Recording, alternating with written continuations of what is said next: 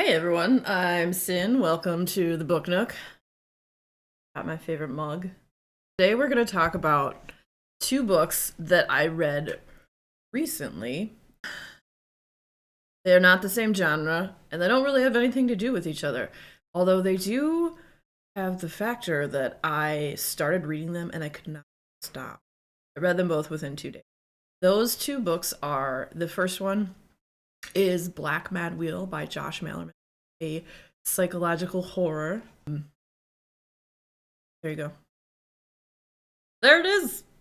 Black Mad Wheel. It was super good. It kept me up till 8 in the morning. I had to make myself stop reading because I wanted to know what happened next. It's just a wild freaking ride. We'll get into that. So the other book that we read was called Little Fires Everywhere by Celeste Ng.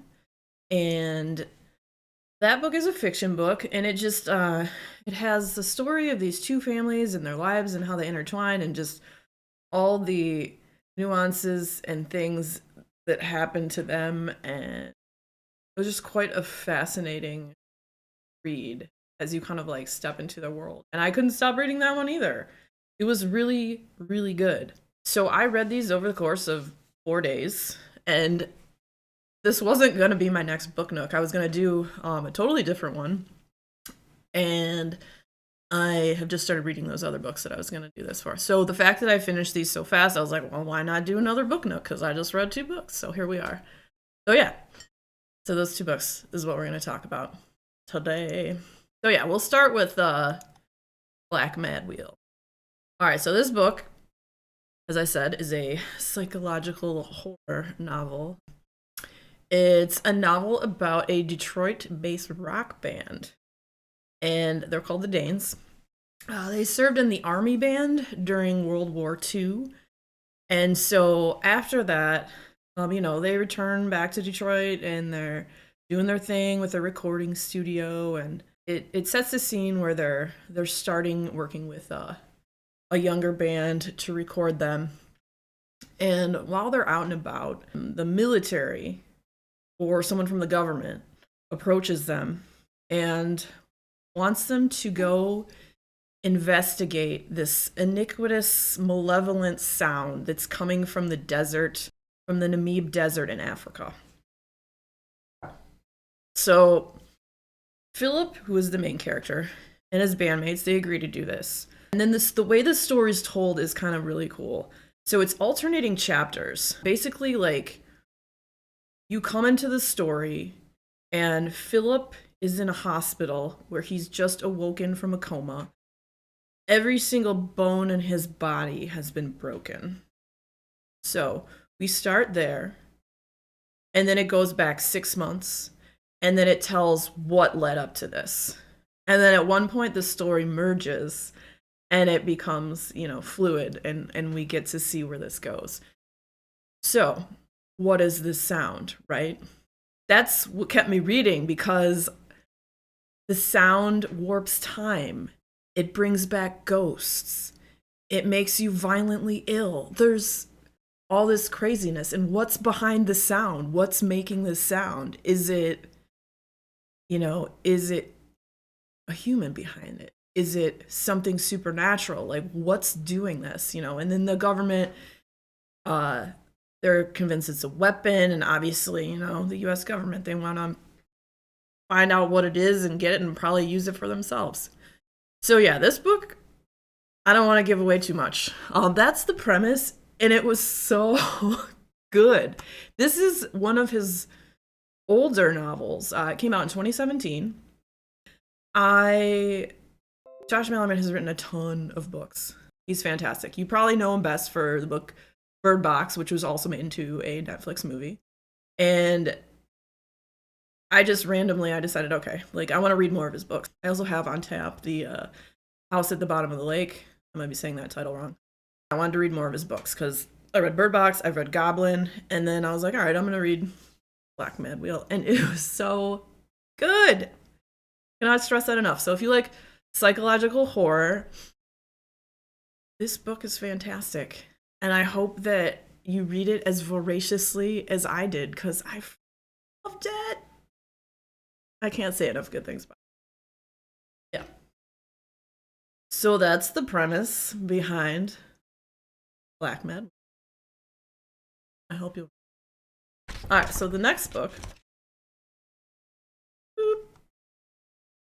All right. Little Fires Everywhere. This is Celeste Ng's second novel, and for a second novel, holding my interest the way it did, I don't know. I don't run into a lot of books that I have to read and within 2 days. Like every spare moment is like, I need to read this. But that happened with this book as well. So it takes place in Shaker Heights, Ohio, and that is where the author actually grew up. It's kind of like a planned community, you can't have the garbage out at the curb. They keep it behind the house so everything looks neat and nice, and you can only paint your house certain colors because of the whatever the association wants. So, kind of like cookie cutter type deal. So it starts at the end of the story. At the end of the story, there's this family, the Richardsons, and Elena Richardson, Bill Richardson, and then their kids, Trip, Moody, Lexi, and Izzy.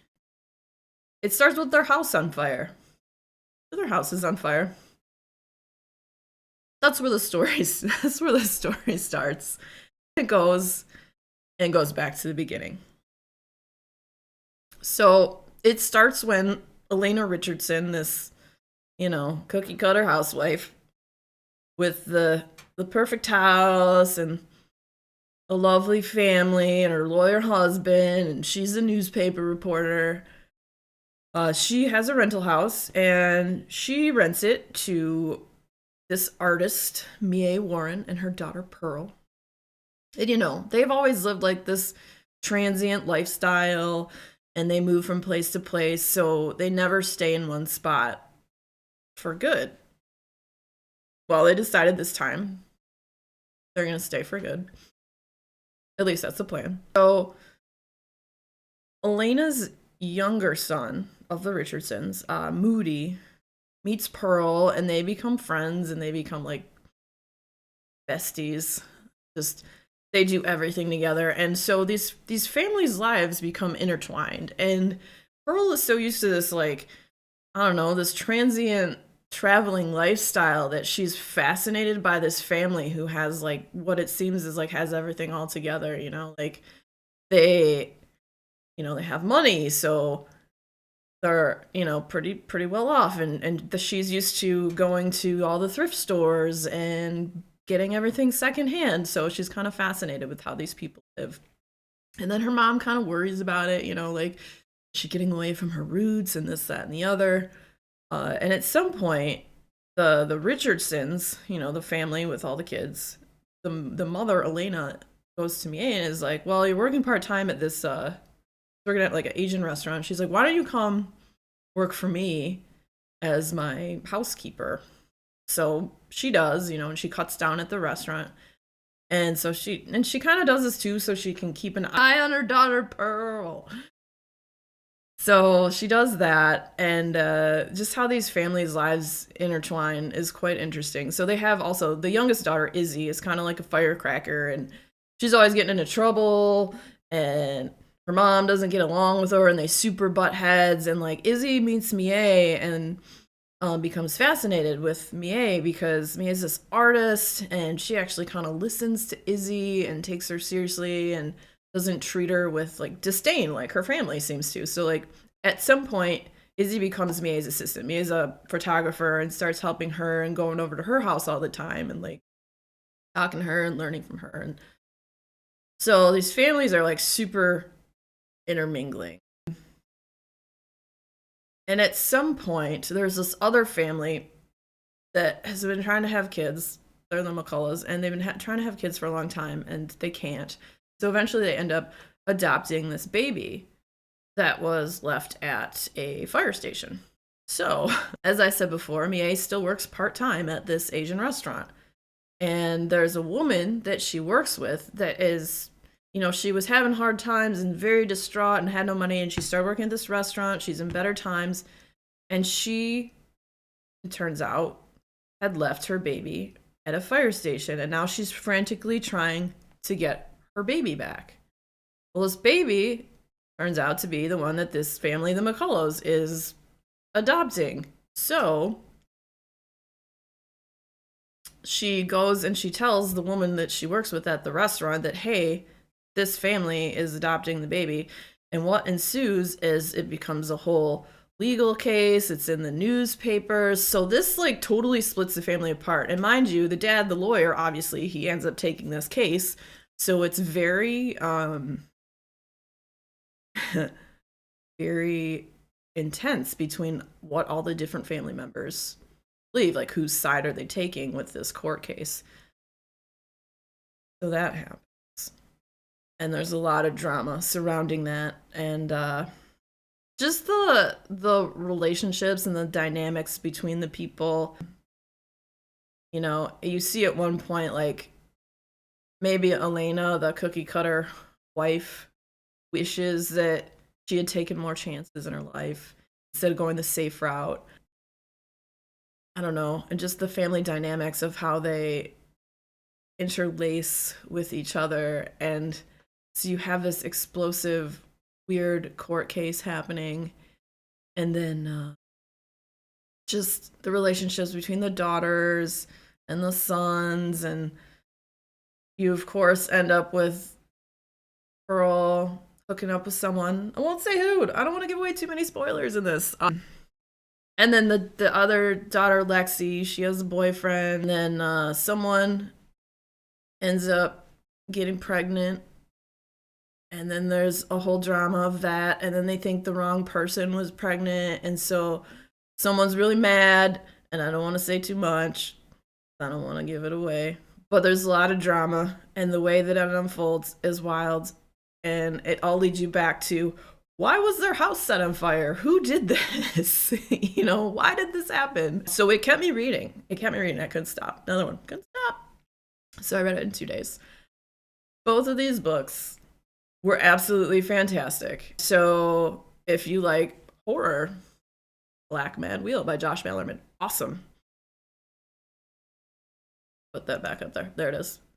And if you like fiction with family drama and all kinds of crazy stuff happening being thrown in there from left field, little fires everywhere. Both of these were really great. I highly recommend them. Yeah. Thank you again for joining me in the Book Nook today. If you like the content, please consider liking and subscribing. If you also want to, you can support us on Ko-Fi. The link is down below. You can check that out. We got a lot of good content on there. And you get access to this days in advance before anyone else. Aww. Anyway, thank you again. Always a pleasure. Till next time.